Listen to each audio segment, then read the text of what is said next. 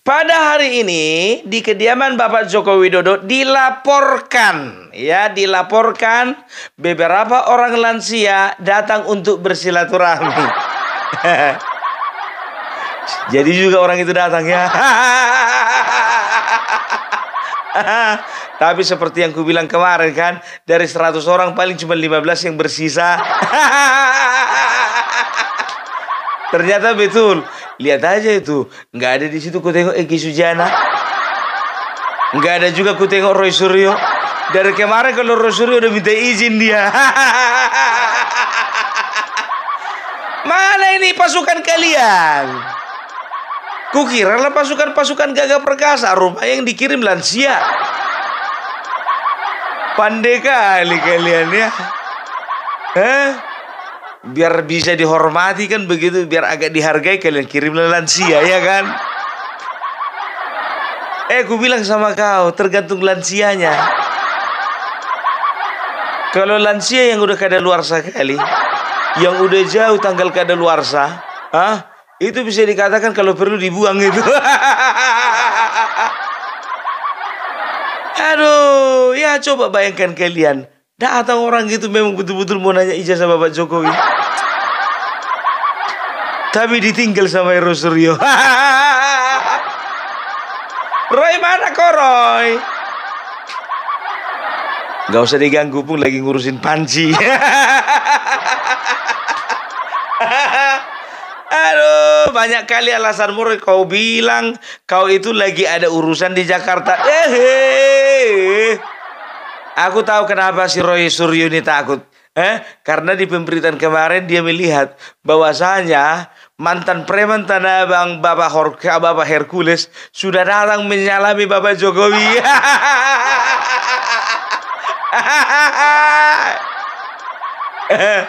Takut dia kepalanya melayang. Mau Hercules itu udah gak kayak gitu lagi. Tapi kalau anak buahnya nggak tahu lagu ya.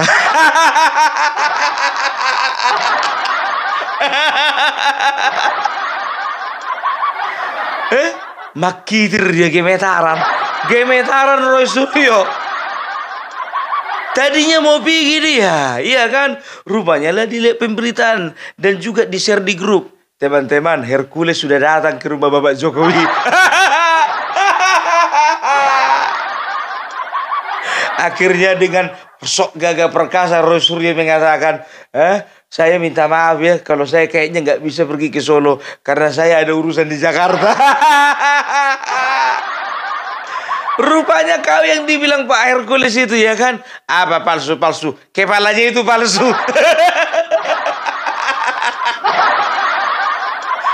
Roy, palsu katanya kepala kalian Roy.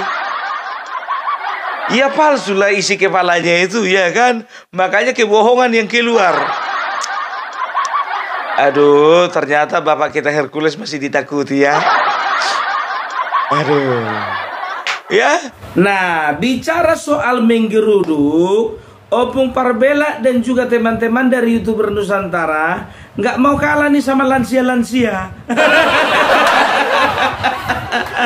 Ya. Karena apa? Opung Parbela dan juga teman-teman YouTuber Nusantara akan menggeruduk kediaman Bapak Jokowi tanggal 21. Jadi ini udah harus semakin dekat ya. Jadi sampai ketemu kita di kota Solo, Jogja dan Jakarta ya.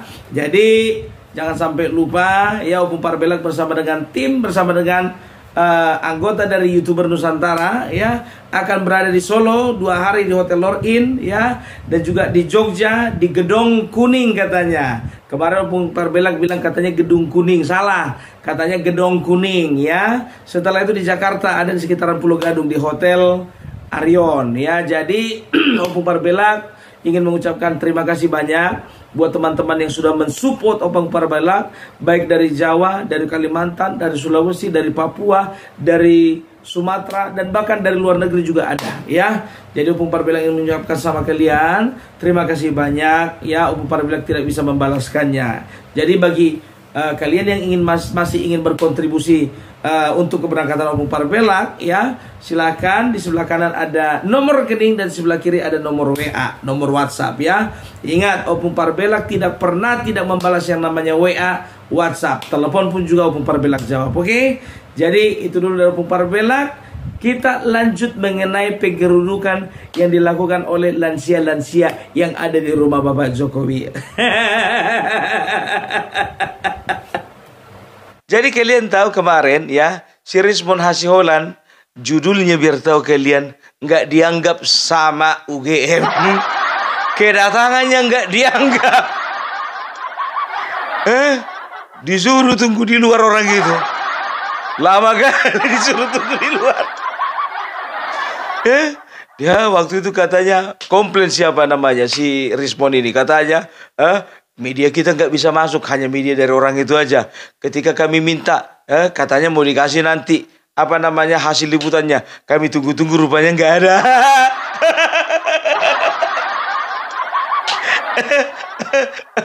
Modal lawak, modal.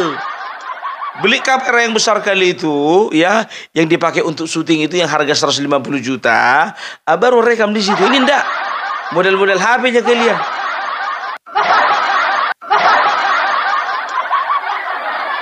Ngapain kalian rame-rame ngumpul di luar apa itu ya? Kita lihat dulu komplainannya siapa ini, siapa namanya, si Rizmon Hasiholan dan Siani Parini.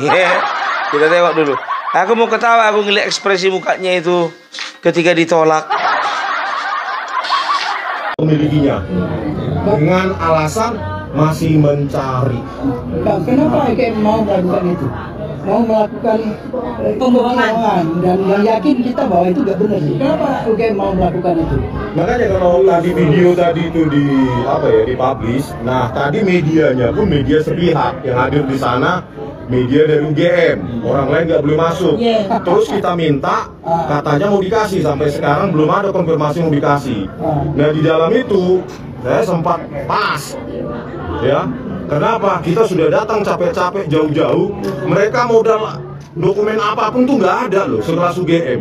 Dengan alasan di sini kan mau silaturahmi, kami tidak berkewajiban untuk menyediakan bukti kepada Anda. Kalian siapa? Abang sebagai alumni UGM berani membongkar kasus ijazah palsu Jokowi ini, Bang, dengan segala resikonya, Bang? Jelas lah, udah sampai sini ya kan. Bahkan di kasus Jessica Wongso, saya tantang itu Tito Karnavian, Krisnamurti, Muhammad Nuar penipu. Betul, Bang. Tito Karnavian, ingat kau, sampai hidup saya habis nafas saya kejar kau. Tito Karnavian penipu, manipulasi, memanipulasi barang bukti digital, pakai iRedshop, Remake dan iRedshop, otak-atik, mengaburkan barang bukti digital. Seorang anak bangsa, 20 tahun dipidana, 8 tahun di penjara, 4 tahun, 4 bulan di Septikus. Tito Karnavian. Sudah 1 tahun lebih saya maki-maki Anda. Nggak berani menantang saya kan di pengadilan. Karena saya punya bukti yang mematikan. Lain kali. Rakyat yang mendukung, Pak. Tito Karnavian ini musuh negara ini. Pak Prabowo. Kenapa dikasih penjelasan? Kenapa dijadikan Menteri Dalam Negeri lagi itu? Iya. Pengkhianat itu, Pak. Ya. Kalau Bapak punya waktu 5 menit, 10 menit, saya menjumpai Pak Prabowo. Selesai ini barang juga, Pak. Baik kasus KM50, kasus Villa Cirebon, Jessica Wongso, kasus apa ini? Ijazah palsu. Selesai, Pak. Kasih waktu saya 5 menit. Kasih yang Bapak. Itu Rizmon Hasiholan. Pak Prabowo nggak usah takut. Rakyat mencari kebenaran. Harus mendukung Pak Prabowo. Kita dukung. Jangan takut. Yang menyatakan sempat ada tanda kutip pengancaman ya, Bang, ya? Teror. Kira-kira siapa yang melakukan itu? Ya terornya di sebuah kafe. Saya duduk, ya. Terus hujan-hujan, mobil saya dipecahkan sebelah kiri. Saya kira pertama, orang iseng mau mengambil sesuatu dari mobil saya. Tetapi tak lama setelah itu 1 bulan, ya saya kira saya sudah diguntit itu. Nongkrong lagi saya di kafe yang lain, berjejer banyak mobil, cuma mobil saya saja dipecahkan kaca kanannya, 2 kaca, kaca depan, kaca sebelah pintu tengah dipecahkan, dan mobil saya disayat. 2 depan belakang sebelah kanan disayat. Bagaimana ini keamanannya Pak Prabowo? Nggak ada perlindungan ya? Masa kita sebagai warga negara diancam begini, diteror? Pak Prabowo Subianto, tolonglah warga ini. Di mana Gitu loh. keadilan? Ya di mana keadilan itu Pak? Ini kan ijazah palsu sudah jelas. Lembar pengesahan skripsi, ya, yang di print dengan teknologi yang jauh setelah 1985. Dan saya tanyakan tadi di pertemuan itu, tidak bisa jawab. Tidak bisa jawab. Pak, ini apa soal transparansi informasi publik? Jadi UGM itu gimana ini kalau memang kondisinya seperti ini, Pak? Ya seharusnya kan UGM terikat pada Undang-Undang Transparansi Informasi Publik. Harusnya, karena apa? UGM itu dibayar oleh pajak rakyat. Ya, UGM bukan dimiliki oleh Bu Rektor Ova Emilia dan jajarannya. Harusnya UGM bertanggung jawab untuk membuka itu, ya, dokumen-dokumen yang dimiliki, bukan justru menantang kita ketemu di pengadilan, begitu katanya. Padahal kita mau baik-baik, kalau memang ada 34 itu biar kita verifikasi juga, kan sampai sekarang tidak ada, ya. Jadi tidak ada, sepanjang belum ditunjukkan berarti artinya tidak ada. Tapi kalau UGM terus menyuruh pengadilan, Bung Rismon dan kawan siap? Siap dong, siap. Mantan Tito aja kemarin Pak Tutu juga ada kuasa hukumnya, dan beliau kemarin sempat menyampaikan akan melaporkan pihak-pihak yang mencoba mengulik soal ijazah palsu. Tanggapannya gimana Pak Rismon? Begini,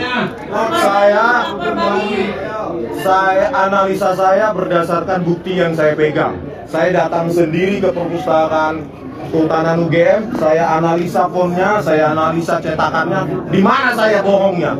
Di mana saya berita bohongnya? Dia yang berita bohong, mengatakan saya bohong. Justru pengacara itu yang mengatakan bohong, pencemaran baik itu. Ya, oke ya. Udah kalian simak tadi? Apa katanya? Pak Prabowo, kenapa Tito Karnavian bisa lagi jadi menteri? Rismon, ngapain kau teriak-teriak di situ? Japri dong. Banyak kali gayamu. Jadi betul kan yang ku bilang dari kemarin itu, ini cuman mengekspresikan atau melampiaskan sakit hatinya sama Tito. Karena apa? Karena ya semua statement dan juga hasil daripada penelitiannya dipatahkan di persidangan. Jadi dibilangnya Pak Tito Karnavian itu merekayasa. Alah Rismon, enggak aja kerjamu ya. Tapi jujur aja lo ku bilang itu adalah hinaan itu dari UGM sama kau. Selama ini kau bangga-banggakan UGM kan? Percaya diri kau bahwasanya UGM akan membela kau. Rupanya datang pihak UGM, ketemu kita di pengadilan. Kami tidak berkewajiban untuk menunjukkan berkas-berkas, ya. Kalau memang mau kami tunjukkan di pengadilan, kan begitu. Ya mati akal lah dia. Mati akal dia. Kita lihat ya, kalau bicara tentang pengadilan, berarti akan ada yang ditersangkakan dan akan ada yang dipenjara. Ditanya sama si Rimon, siap Pak dengan berbagai risiko? Siap. Sudah sampai sini kok. Kan begitu coba. Vina Cirebon, Jessica KM50. Kemarin kau nggak ada, kau berkoar-koar masalah KM50. Ini kan tukang hasut, tukang rusuh. Ketika dia dipakai saksi ahli untuk Jessica Wongso, nggak ada dia nyerempet-nyerempet ke KM50. Kenapa sekarang nyerempet-nyerempet KM50? Mau menghasut. Hasut aja. Ya, itu dia. Ya, jadi bisa dikatakan kedatangan Rismon dan kawan-kawan itu sebetulnya nggak dianggap. Yang datang 100, yang disuruh masuk cuma 3. Cuman 3. Aduh, ya udah gini aja Rismon. Sekarang ya, aku bilang sama kalian ya, tadi pagi aku memantau dari jauh dari Sumatera Utara. Ada beberapa temanku yang ada di depan rumah Bapak Joko Widodo sekarang sedang memonitor bagaimana perkembangannya ya. Nanti sore kembali lagi dengan Opung Parbella, kita akan lihat bersama-sama bagaimana perkembangannya. Siapa-siapa yang datang ke sana dan siapa yang absen. Lansia dibawa. Cemananya orang ini, alah. Tolong dulu pastikan dulu lansia itu didampingi ya, didampingi. Tolong dulu tunjukkan sama Pak Pampres tunjukkan dulu sebelum masuk ke rumah Bapak Jokowi, tunjukkan dulu toilet.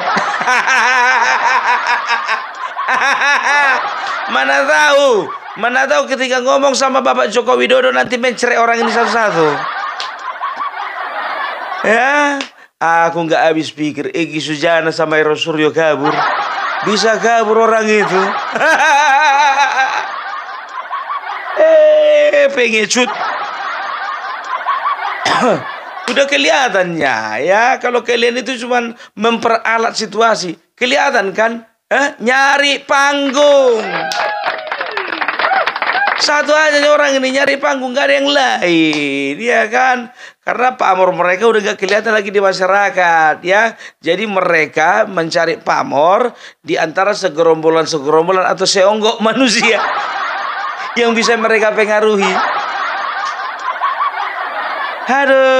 Aduh, oke lah dulu kalau kayak gitu ya. Nanti kita akan bahas lagi bagaimana perkembangan selanjutnya, oke? Jadi Rismon, ya, jangan sampai jangan simpan sakit hatimu terlalu lama. Karena apa? Kalau terlalu lama nanti kau sendiri yang repot. Bagaimana nanti kalau Tito Karnavian untuk ketiga kalinya jadi Mendagri?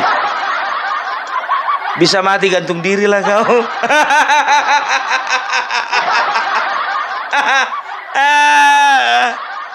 Aduh, Krisnamurti, Tito Karnavian. Udahlah, cari job yang lain lah. Mau kau menyamakan dirimu sama orang yang ikut demo itu? Itu kau sama saja mendowngrade dirimu, Rismon. Udah nggak apa lagi gelar kedoktoranmu itu, nggak berharga. Kayak mana lah dilihat alumni yang lain ini UGM ini. Dilihatlah sama juniornya satu fakultas sama sendiri. Kayak gini pula senior rawa. Agak berbobot kayak ada yang bisa banggakan. Ini pula senior rawa. Alah.